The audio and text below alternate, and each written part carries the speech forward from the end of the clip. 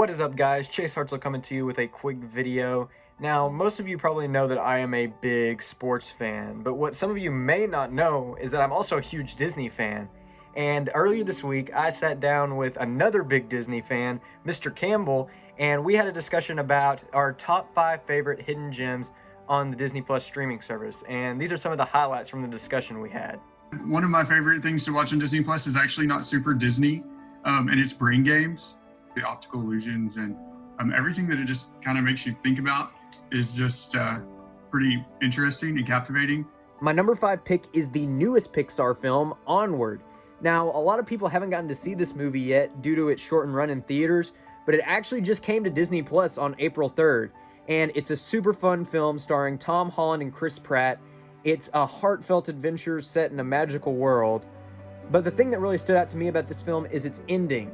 And that's because it's somehow simultaneously one of the most unexpected and satisfying endings to a Pixar movie that I've ever seen. So I definitely think it's worth a look. This is kind of like a group of things. It's not necessarily one thing. And it's just kind of like the 90s nostalgia, and not necessarily like Disney animation, but like Heavyweights and The Big Boss and Blank Check, like movies that I watched growing up as a kid. That I have very distinct memories of watching with my little brother. Like, it's cool now to watch that with my own kid and just kind of relive some of the humor in those movies. I think I'm gonna need a hat change for this next pick. Kind of piggybacking off of Mr. Campbell, my next pick is also a bit of 90s nostalgia. It is Rookie of the Year.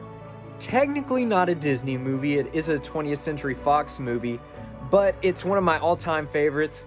It's about a 12-year-old kid who gains the ability to throw like a major league pitcher, and he actually ends up getting signed by the Chicago Cubs, who are my favorite baseball team, and antics ensue. It's a really fun 90s era family comedy. It's one of my all-time favorites, and I hope it ends up becoming one of your all-time favorites. So something else that I really enjoy watching that, again, is a group and not just one, are all the shorts. Because, you go to the movies and you see that little short, like the one about the little dumpling, or the I Lava You, but to be able to see like all of these Disney and Disney Pixar shorts that I had never seen before, it's just really cool. It makes me really appreciate animation even more so, but then also just the stories that are behind it.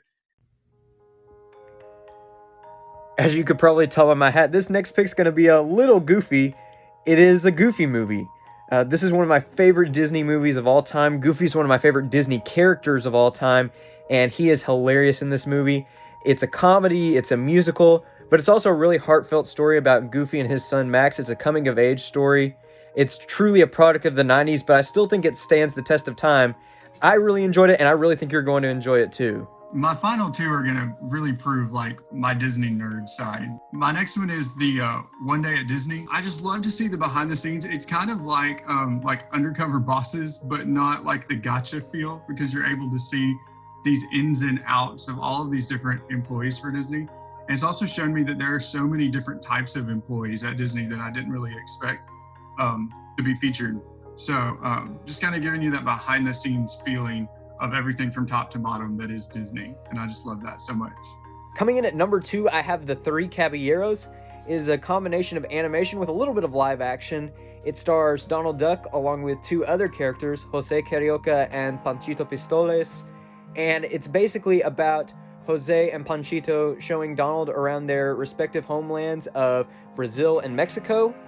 And it's filled with a ton of fun, upbeat music, has gorgeous animation, and they even managed to fit in a lot of Latin American culture despite its short runtime. Now, the last 10 minutes of the movie do get a little weird. I wouldn't judge the entire film based on that section alone, but it's still a really fun movie to watch. My last pick, and this is actually the first thing that we watched when Disney Plus came out, that was original to Disney Plus, and that was the Imagineering story that talks about the entire history of Disney theme parks and how they were created and why they were created and how they grew and how they expanded and the purpose behind all of them, and the some of the missteps that were taken and some of the fixes that were made because of those missteps. So again, being a super Disney fan and loving Disney parks, we were super excited to watch that, and it did not disappoint. And my number one Disney Plus underrated gem is Old Yeller. This is a 1957 live action film. It is an adaptation of the Fred Gibson novel of the same name.